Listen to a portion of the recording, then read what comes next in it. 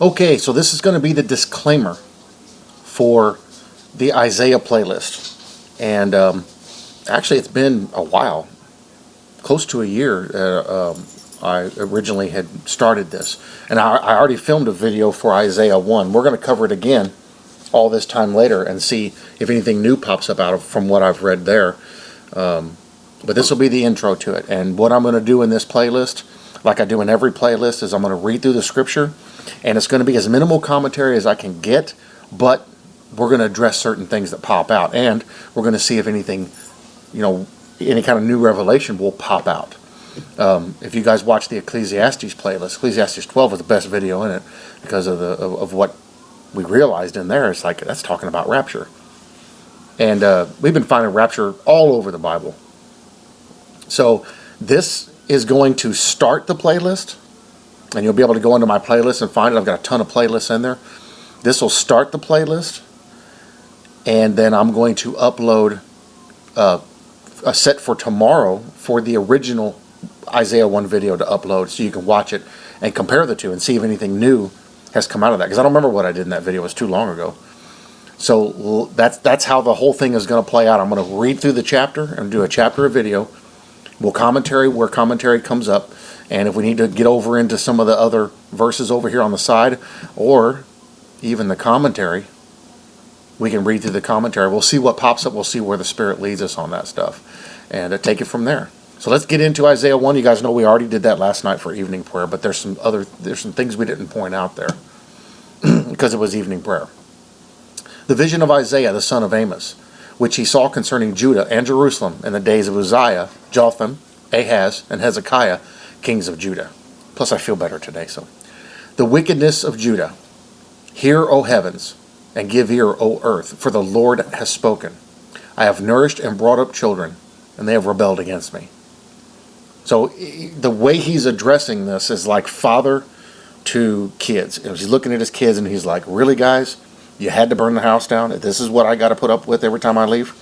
He's frustrated with them. Just to put it basically in terms we understand. The ox knows its owner and the donkey its master's crib, but Israel does not know. My people do not consider. And here's what was amazing about that statement he made. Now, of course, Isaiah was thousands of years ago. Well, 2,500 or almost 3,000 years ago, something like that. For sure, 2,000. And what he's talking about there, they were following the law, knowing it came from God. They basically had the Torah, knowing it came from God. And this is so funny because this shows us just how close you can get to God and not know Him. And it should be a warning to all of us. They were the chosen of God. They knew they were the chosen of God. They were living in the Holy Land that was given to them by God. They knew all the stories. They had the books. They had all the stuff. And they still didn't believe. And even in Exodus, they saw, with their eyes, saw Him. See, this is where, I'll talk to atheists. And atheists, what would it take? You want God to come up and shake your hand? Well, yeah, that would be a start. I was like, you still wouldn't believe in Him. How do you know? I said, because you need to go read the Bible. Like you say you know my Bible better than I do, you need to actually go read it. The people of Israel didn't believe, and they were witnessing Him with their own eyes. I firmly believe on the day of judgment, when you're standing there, because you're so hard-headed and hard-hearted, when you're standing there, you're still going to argue with Him whether He exists while looking Him in the face. And they just look at me like, oh. It's like, what, you never heard somebody tell you that before? No, I never heard any kind of concept like that before. So that's because you never met a Christian like me before. So I said, look, you can't sit here and say, well, this is the proof I want, but then you're going to turn around and deny the proof. It doesn't make any sense. That's like saying Volkswagen cars don't exist. And you're standing there looking at one with a Volkswagen emblem on it. Doesn't make sense. The proof is standing right there. But I've had people do that to me before throughout the years. When the evidence is right in their face and they still deny what's going on. I mentioned this morning about an Army buddy from did you have to pick her up? Yeah. She wouldn't walk. No. I had an Army buddy at Fort Drum, and this kid was he was 20, he was so full of himself, and he was supposed to be a Christian, And he was so hard-headed and proud and arrogant, and everybody needed to listen to him. And he would always say that too. Y'all need to listen to me. Well, he got drummed out of the service because he kept telling the NCOs, you need to listen to me because I know what I'm talking about. So you don't know nothing. And I actually had to yell at him one time because I was trying to tell him about his sister's boyfriend. And this guy was my brother in arms. And he ripped me off big time. Turned out he ripped off a bunch of people. And I was trying to tell him about that. And immediately he starts trying to talk over me. Finally, I started screaming at him. And we're in my car. Blizzard's coming in. We're sitting in my car. I'm screaming at him. And I'm telling him, you arrogant little so-and-so. I say, if you would ever shut up long enough to listen to what people would tell you, you might actually learn that you don't know what you're talking about and you don't know what's going on. I'm sitting here telling you that your sister's boyfriend is lying and ripping people off and stealing, and you just admitted to me he admitted to stealing from you, but you're telling me that I'm wrong. That you have the evidence right there in your house, and you refuse to believe it. I said, I have, and I went on and on and on. Finally, I said, I want nothing to do with you anymore. You're an idiot. Get out of my car. And he sat there looking. I said, get out of my car. He said, can I talk? I said, nope, I don't want to hear anything you have to say. Because everything you have to say is completely irrelevant because you have no clue what you're talking about. Get out of my car. Don't speak to me again. I want nothing to do with you. And he got out and he walked away. And it was infuriating. I couldn't, because he never would listen to anyone. 20 years old, but he's done everything in life. You haven't done anything in your life. Now, here's the funny story is this kid got drummed out and wanted to go become a police officer. And the last time I spoke to him, I said, it'll never happen. He turned around and looked at me. Oh, you think so? I said, I know so. I said, if you couldn't keep your mouth shut in here, you're certainly not going to do it out there. I said, you're either going to get immediately let go or somebody's going to shoot you. And he just looked at me and put his head down. I said, you're nowhere near as smart as you think you are, dude. And I never talked to him again after that. He tried to hit me up on Facebook when I had a Facebook account. But that's what's going on here is these people, and this is what was happening with the Lord, is they thought they had everything locked down. Yet they were blind to everything that was right in front of them. They were literally blinders on like this. You know, the horses in the city, they put those blinders on so they can't see the cars and get spooked. They can only see directly in front of them. And they were looking in a mirror, looking at themselves. It's terrible.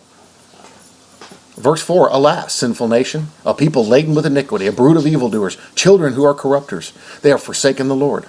They have provoked to anger the Holy One of Israel. They have turned away backward. There are people right now that and you see them on YouTube, they are so sure that they have a direct line to God. Hey God, yeah, what do you think about this guy? Oh, okay, yeah. What do you want me to do about this? Oh, okay, all right, I appreciate it, bye. They think they got a direct line to him. And when I hear people talk about that, it's like, why are you elevating yourself? Why are you trying to talk to an external God when he's an internal God? I mean, his spirit's in us, isn't it? And that's what they do. You stay over there. I'll talk to you when I need you. No. We need to talk to the one in here. Because this is the spirit of him. And I know that's a foreign concept, but come on, people. And that's what they try to do. They try to make it out like they've got something special, and they don't. They have turned away. They're standing right next to him with their back to him. And he's like, hello, hey, I'm right here. They won't listen. Why should you be stricken again? Now, this is what I mentioned earlier. Why should you be stricken again? Hello? This is an automated call. Why should you be stricken again? I wonder if the robots ever get mad when you hang up on them. Why should you be stricken again? You will revolt more and more. The whole head is sick and the whole heart faints. So you can sense the frustration in God. He's like, well, why should I do anything more to you? Why should I punish you more? It's not doing any good. All you're doing is going further away. Nothing is getting your attention. Yet you have my word right in front of you. You read it every day. They read Torah every day. You read it every week. Yet you never see me speaking to you. You never hear my words. From the sole of the foot even to the head, there is no soundness in it, but wounds and bruises and putrefying sores. They have not been closed or bound up or soothed with ointment. Your country is desolate. Your cities are burned with fire. Strangers devour your land in your presence, and it is desolate as overthrown by strangers. You think that would have been enough to snap them out of it. But sometimes so much happens right in front of us, and we don't even regard it as the Lord trying to reach us. So the daughter of Zion is left as a booth in a vineyard, as a hut in a garden of cucumbers, as a besieged city. Can't live in her own city, living in tents, camping out in the gardens, because that's all they had. Unless the Lord of hosts had left us a very small remnant, we would have become like Sodom. We would have been made like Gomorrah. Now, this is Isaiah talking. This is one of the prophets that was very bold, and people didn't like him because of how he presented these messages. He's like, y'all pay attention. We would have been made like Sodom and Gomorrah, which there's nothing left of Sodom and Gomorrah. We've got some 3,000-year-old piles of ash and the purest form of sulfur known to man that cannot be recreated by man. Only spot on the earth where it exists. That's a testimony. Yet they don't regard that. Hear the word of the Lord, you rulers of Sodom. Give ear to the law of our God, you people of Gomorrah. So now he's calling them Sodom and Gomorrah. To what purpose is the multitude of your sacrifices to me, says the Lord? I've had enough of burnt offerings and rams and the fat of fed cattle. I do not delight in the blood of bulls or of lambs or goats. So all that animal sacrifice that they did, because what they ended up doing, and when you look at the law, God's law, you see the larger focus was on prayer and supplication. The larger focus was on an internal communication with him, faith. The blood was merely a covering until Jesus came. The actual animal sacrifice had served no severe purpose. It was merely a blood atonement to be applied with those things. Now that we have Jesus, the blood automatically goes with our prayers. You don't need to do a blood sacrifice anymore. Yet we have Christians attempting to do that. I ran into a guy earlier this year. He says, I do it in my backyard. I'm like, why? Because that's the law. Because we're supposed to go by the law. So, you're not Jew. So, I said, why are you giving sacrifices? Why are there so many places in the Bible where God said he didn't like that stuff? That's because they did it wrong. I said, you think you can do it right? After people thousands of years doing it, you think you can do it right? I don't think so. I do not delight in the blood of bulls or of lambs or of goats. The animal sacrifice was not for God. It was for them. It was for the covering of sin, to carry them through to the next year, till Jesus came and applied the perfect sacrifice that no more blood would need to be spilled. When you come to appear before me, who has required this from your hand to trample my courts? See, he's pretty mad, pretty upset. And through the book of Isaiah is big. There's a lot of this in here, because most of this is about the tribulation and why he's talking to them. When you come to appear before me, who has required this from your hand to trample my courts? So they got to the point back then, during this time, where they were just carrying blood around and just slinging blood on everything. We're going to throw blood before us because nothing else is working. I wonder why. So that's called not learning from your mistakes. There are people in San Antonio, Texas right now who have had multiple car accidents, super high insurance premiums, and they were texting while driving, and they're still texting and driving, and they don't learn their lesson. Bring no more futile sacrifices. Incense is an abomination to me. The new moons, the Sabbaths, and the calling of assemblies. I cannot endure iniquity and sacred meeting. See, when they did this stuff, it wasn't to honor God. When they did these things, it was to honor themselves. It was for a pretense to make themselves look good. They made a big ordeal about this stuff. It was never meant for that. Your new moons and your appointed feasts my soul hates. They are a trouble to me. I am weary of bearing them. When you spread out your hands, I will hide my eyes from you. Even though you make many prayers, I will not hear. Your hands are full of blood. God, he won't listen. There are Christians today he doesn't listen to. I told my mom one time, he doesn't hear the prayers of the faithless. Who says I don't have faith? I said, you can't even say Jesus Christ's name. What makes you think you have faith?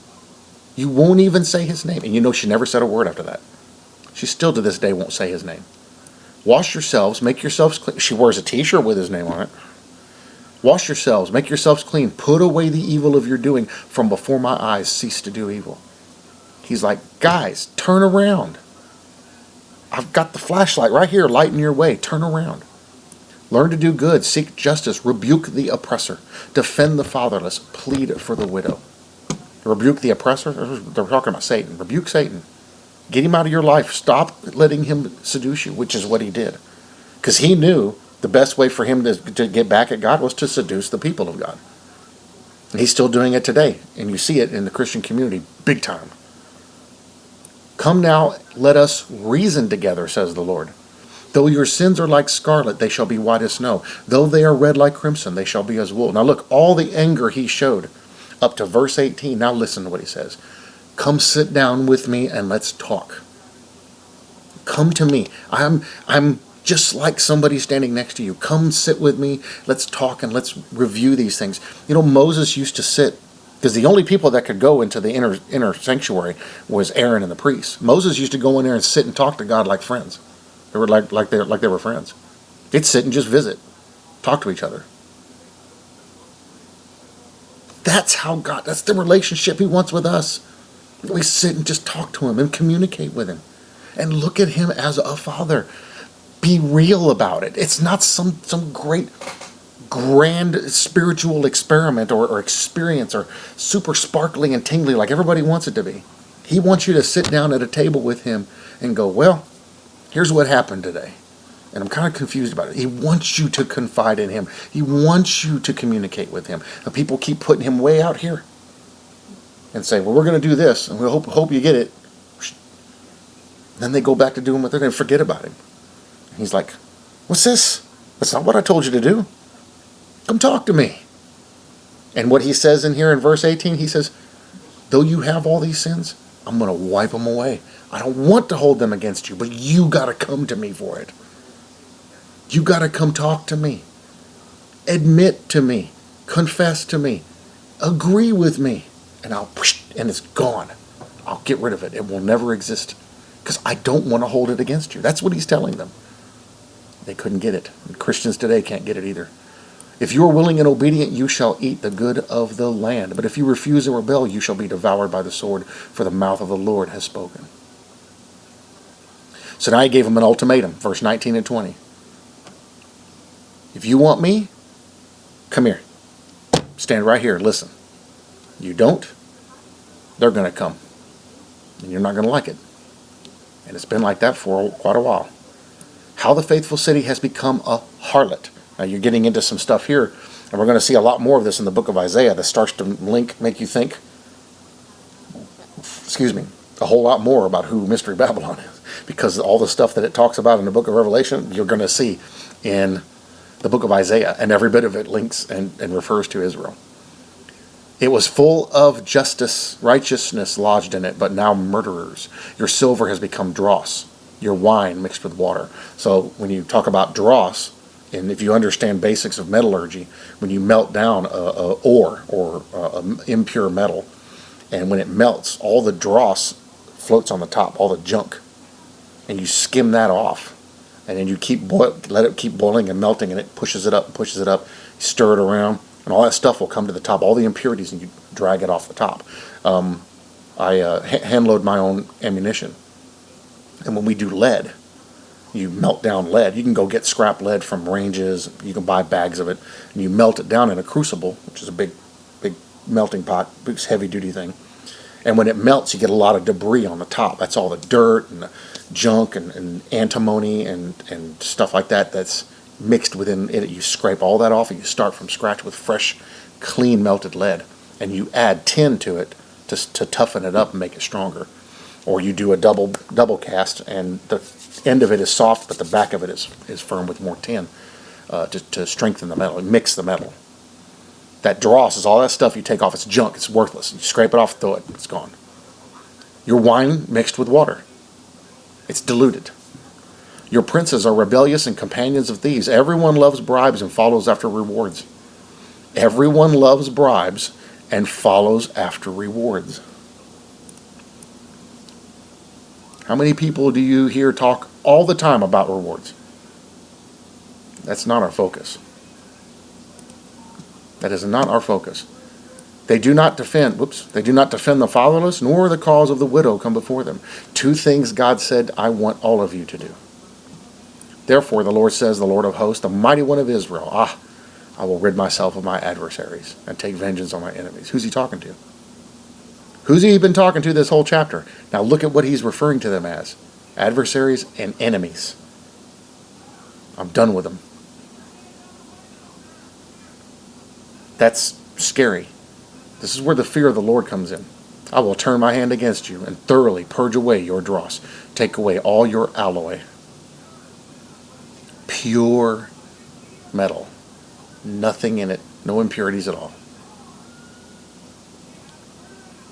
You know how that happens? Fire. A lot of fire. I will restore your judges as at the first. So who were the judges at the first? Those who judged righteously and very sternly and strictly. And your counselors as at the beginning. Afterward you shall be called the city of righteousness, the faithful city. This is what's going to happen at the end. So it may be a rough time for Israel, for the remnant, when the millennial reign comes in. I mean, it literally says Jesus is going to rule with a rod of iron. There may be a rough time for this, but there's a reason why it has to happen. Zion shall be redeemed with justice, and her penitents with righteousness. The destruction of transgressors and of sinners shall be together, and those who forsake the Lord shall be consumed. He did not differentiate between Jew and Gentile. He said everybody. Those people who forsake the Lord shall be consumed. A lot of Jews are going to end up in the fireplace. They're going to end up in Hades. A lot of Jews are going to be there on the day of the white throne judgment. From way back.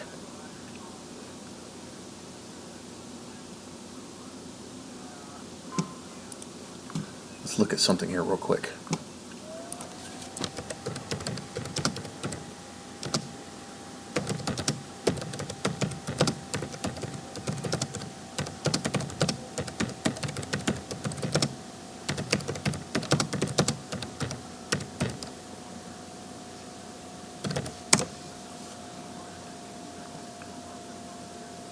Oh, it's in Numbers. I thought it was in Exodus all this time. Okay, so let's go to Numbers 16:32 real quick. Numbers 16:32. We're going to start in verse 31. Now it came to pass, as he finished speaking all these words, that the ground split apart under them. And the earth opened his mouth and swallowed them up with their households, and all the men with Korah with all their goods.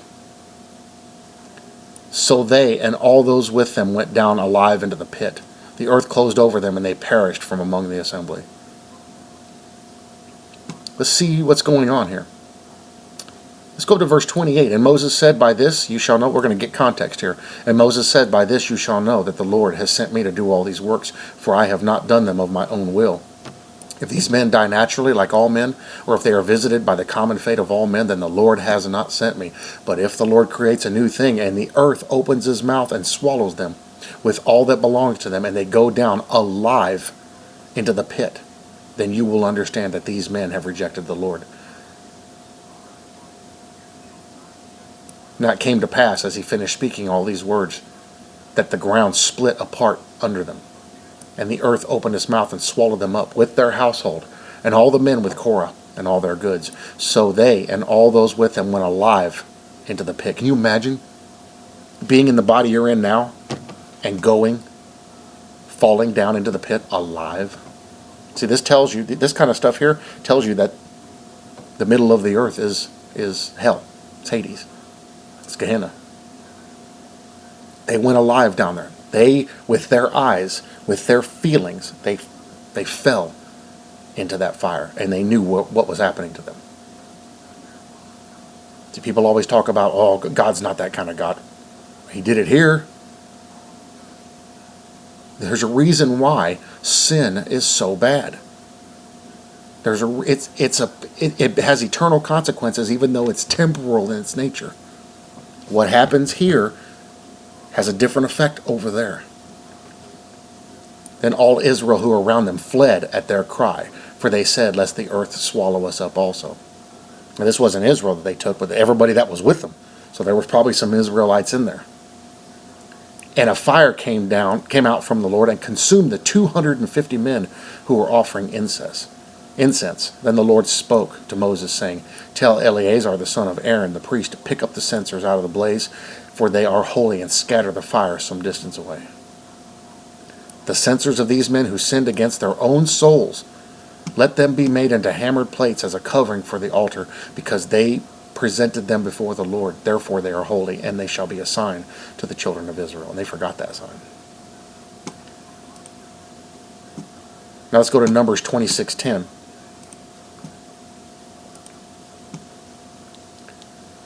And the earth opened its mouth to swallow them up. It's the same story. Verse 9, the sons of Eliab were Nemuel, Dathan, and Abiram. These are the Dathan and Abiram, representatives of the congregation, who contended against Moses and Aaron in the company of Korah, when they contended against the Lord. And the earth opened its mouth and swallowed them up, together with Korah, when that company died, when the fire devoured 250 men, and they became a sign. Nevertheless, the children of Korah did not die. I thought they took them all. They didn't die? What does that mean? The sons of Simon, according to their families, were of Nemuel. He's going on through genealogies here. What do you mean? What does he mean they did not die? The sons of Korah, or children of Korah, did not die. And the earth opened its mouth, verse 10, and swallowed them up together with Korah, when that company died. When the fire devoured 250 men, and they became a sign. Nevertheless, the children of Korah did not die. Did he keep the kids out of that group, even though they went down with Korah? Or are they still alive in hell?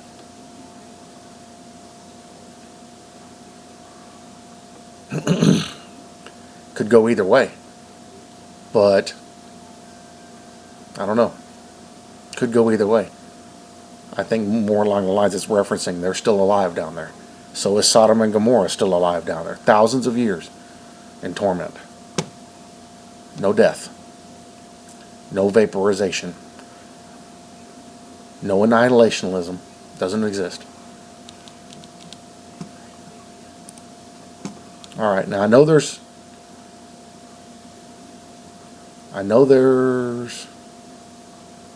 some in Exodus. I'm almost positive there's some in Exodus.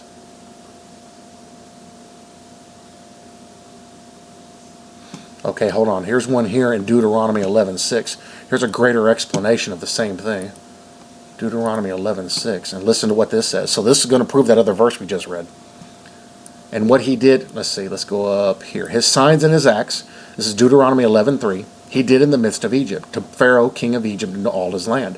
What he did to the army of Egypt, to their horses and their chariots. How he made the waters of the Red Sea overflow them as they pursued you. And how the Lord has destroyed them. How the Lord has destroyed them to this day. What he did for you in the wilderness until you came to this place. And what he did to Dathan and Abiram and the sons of Eliab, the son of Reuben. How the earth opened its mouth and swallowed them up, their households, their tents, and all the substance that was in their possession in the midst of all Israel. That tells me that the children went too. It tells me everything went. Nothing existed after that. So what did that verse mean we just read in Numbers? They're still alive in hell. Bible proves the Bible. And then he closes down here with verse 7. But your eyes have seen every great act of the Lord which he did. So now that you've seen it, check yourself. Let's see if I can find it here. Book of Exodus. Ground. Swallowing the people.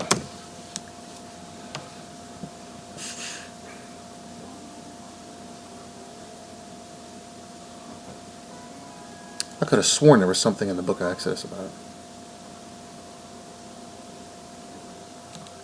It must not have been explained in the book of Exodus.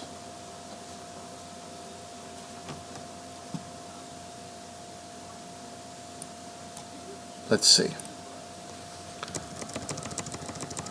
Spelled swallowing wrong. Ground opening up.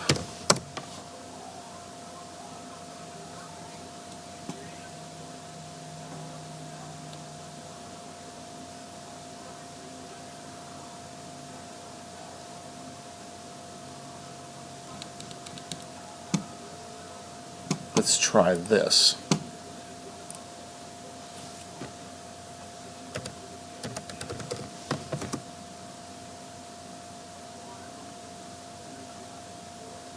Whew.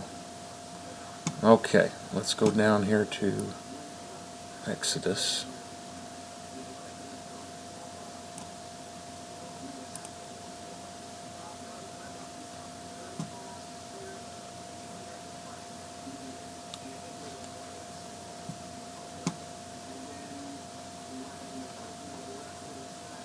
Let's see. So maybe it wasn't in the book of Exodus. Maybe the story was told elsewhere.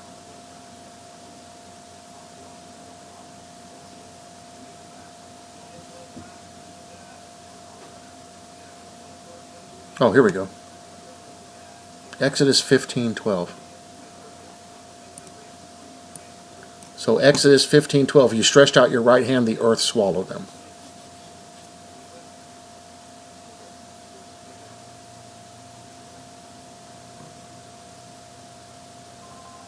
So where is that story? That's my...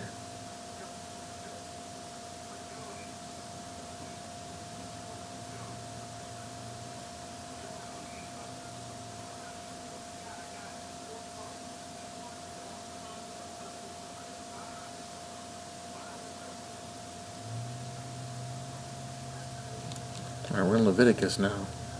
It was in Genesis. All right, I'm going to pause this so I don't waste your time and find this, and I'll be right back. Okay, well, I was completely wrong about the book of Exodus. However, what I did find is that the time frame that it happened is in the book of Exodus, but it doesn't talk about it directly. It talks about it indirectly, but in the book of Numbers, that event is described clearly, and it's in Numbers 26 and Numbers 16. The earth opened up and took them all, because they were trying to get people against Moses when they got to the Red Sea, to get them to go back to Egypt, because they were like, we're going to die out here. And when they finally got to the point where they thought they had enough people, then that happened. And it was after they crossed the Red Sea and the earth swallowed them up. And I could have sworn there was a story in there, but I couldn't find it. So let's go back to Isaiah. But we did find it. I just couldn't find the one I was thinking of. Isaiah 1. Okay.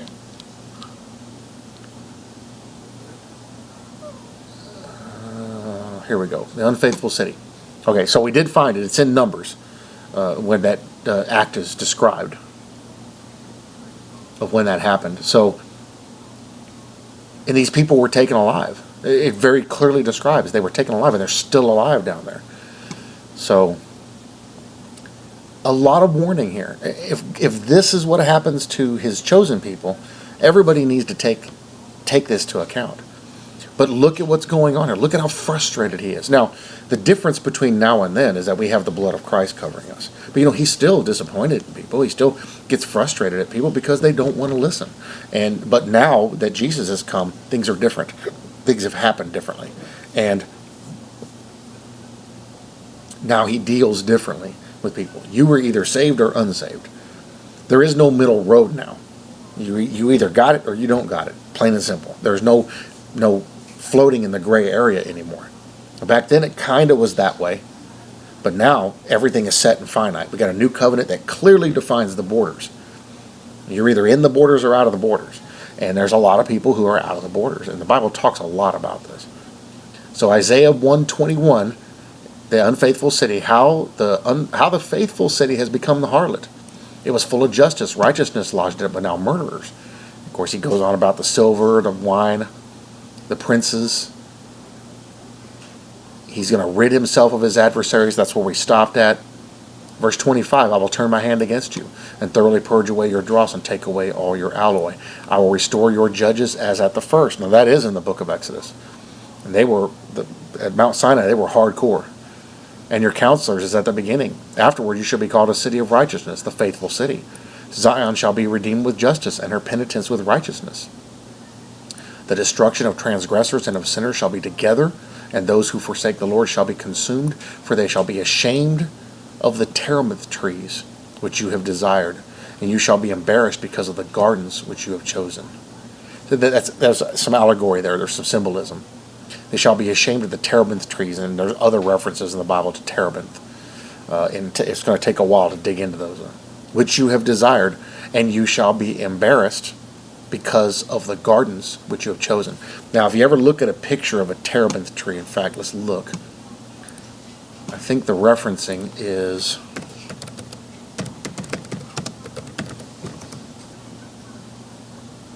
Yeah, so here's a terebinth tree. Let's go into images. There may be something in... So you can see they're low, they're bushy. Some of them are really gnarled and twisted, twisting the gospel, twisting the word. Some of them have trunks that shoot off in every direction. It's like a lot of them go off in every direction. And I know there's something about this particular tree that its leaf dies off pretty quick. Looks like when they get old, they get really tore up and messed up.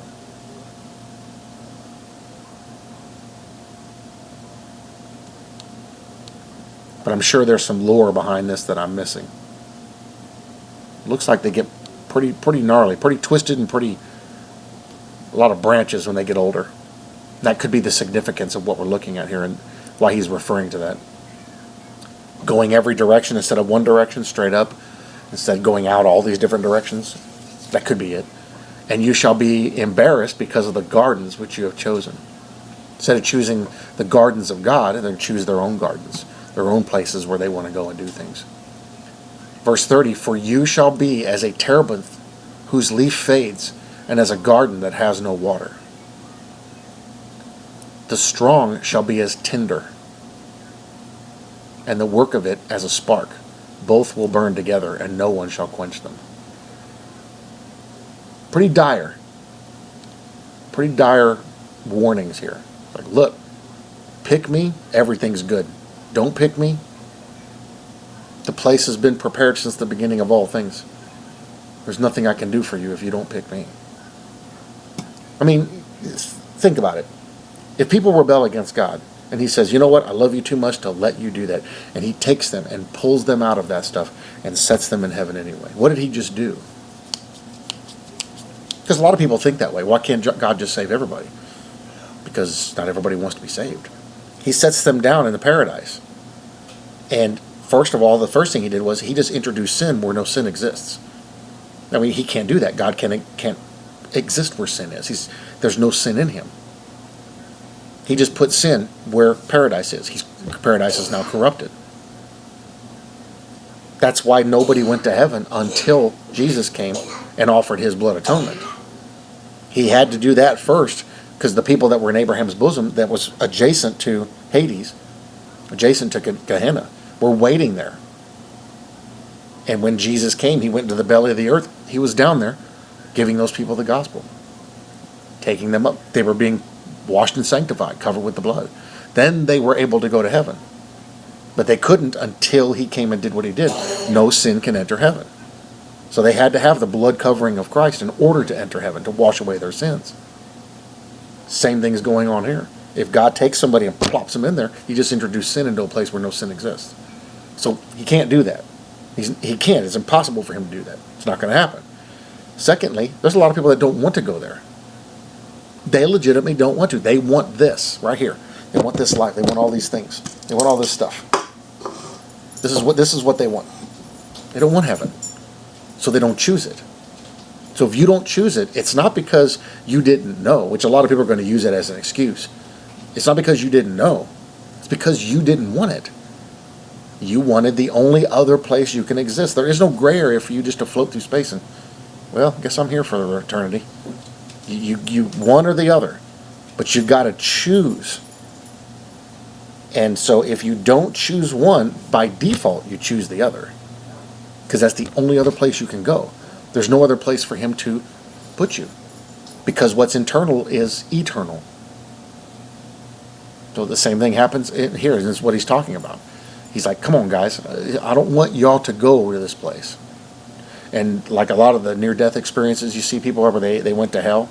The ones I put more credence to are the ones that when I hear them say, and I turned around, I was crying at what I was seeing, and I turned and looked at the angel that was standing next to me, and the angel was looking at me. He said, tell them not to come here.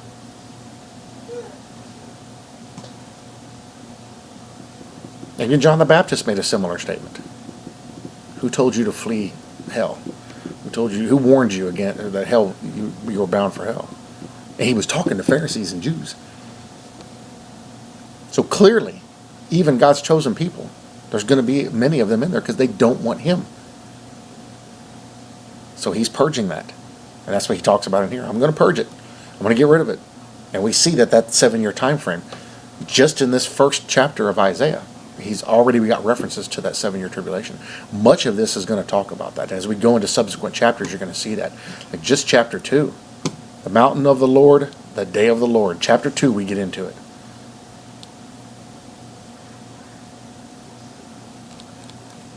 So yeah, when we get into chapter 2, we're really going to open things up. It's going to get more and more and more.